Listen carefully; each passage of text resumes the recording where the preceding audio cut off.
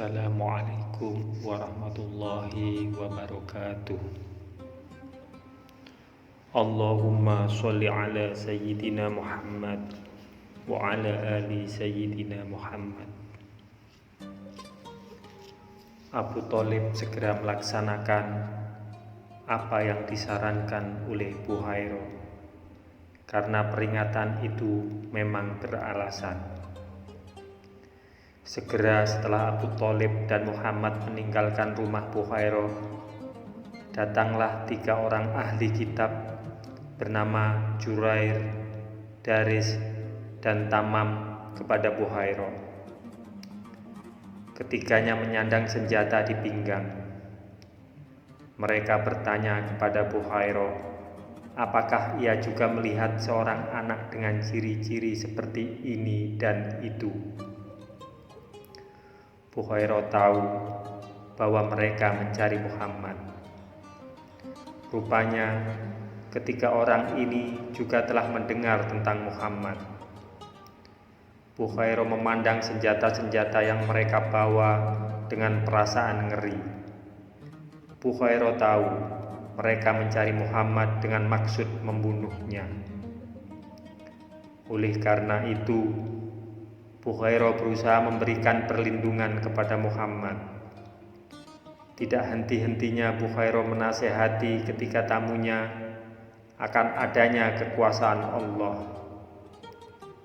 Diingatkannya bahwa bagaimanapun usaha mereka tidak akan mampu mendekati Muhammad untuk membunuhnya. Akhirnya, ketiganya pun melihat kebenaran dalam perkataan Buhairah. Batalah niat mereka untuk mengejar dan membunuh Muhammad. Kemudian berlalulah mereka dari hadapan Buhairah. Allah menjaga Muhammad dari kejahatan dan kotoran-kotoran jahiliyah. Allah membimbing Muhammad tumbuh menjadi orang yang paling kesatria, paling baik akhlaknya, paling mulia asal-usulnya, paling baik pergaulannya, paling agung sikap santunnya, paling murni kejujurannya, paling jauh dari keburukan dan akhlak yang mengotori kaum lelaki, sehingga semua orang menjulukinya Al-Amin, karena Allah mengumpulkan sifat-sifat itu pada diri Muhammad. Muhammad bercerita tentang perlindungan Allah kepadanya sejak masa kecil dari segala bentuk kejahilian. Rasulullah bersabda, "Pada masa kecilku, aku bersama anak-anak kecil Quraisy mengangkut batu untuk satu permainan yang biasa dilakukan anak-anak. Semua dari kami melepas baju untuk alas di atas pundak sebagai ganjalan untuk memikul batu. Aku maju dan mundur bersama mereka. Namun, tiba-tiba seseorang yang belum pernah aku lihat sebelumnya menamparku dengan tamparan yang amat menyakitkan. Ia berkata, 'Kenakan pakaianmu.' Kemudian aku mengambil pakaianku dan memakainya. Setelah itu, aku memikul batu di atas pundakku dengan tetap mengenakan pakaian dan tidak seperti teman-temanku." Muhammad juga pernah menjadi gembala sewaan untuk membantu Abu Thalib yang hidup dalam kemiskinan. Sebagai seorang remaja yang tumbuh di lingkungan Jazirah Arab, Muhammad juga mengalami perang. Perang itu disebut Perang Fijar. Saat peperangan dimulai, umur Muhammad memasuki 15 tahun. Perang itu sendiri disebabkan sebuah pembunuhan. Barat bin Qais dari Bani Kinanah membunuh Urwa Ar-Rahl bin Utbah dari Bani Hawazin, hanya karena Barat jengkel ketika Urwa dipilih untuk memimpin kafilah dagang Nu'man bin Mundir yang kaya. Diam-diam Barat mengikuti kafilah Urwa dari belakang dan membunuh Urwa.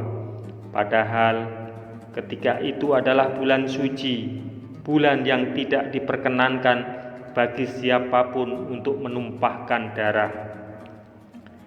Karena Quraisy pelindung barat, Bani Hawazin mengumumkan perang terhadap Quraisy untuk membalas kematian Urwa. Perang pun pecah pada bulan suci.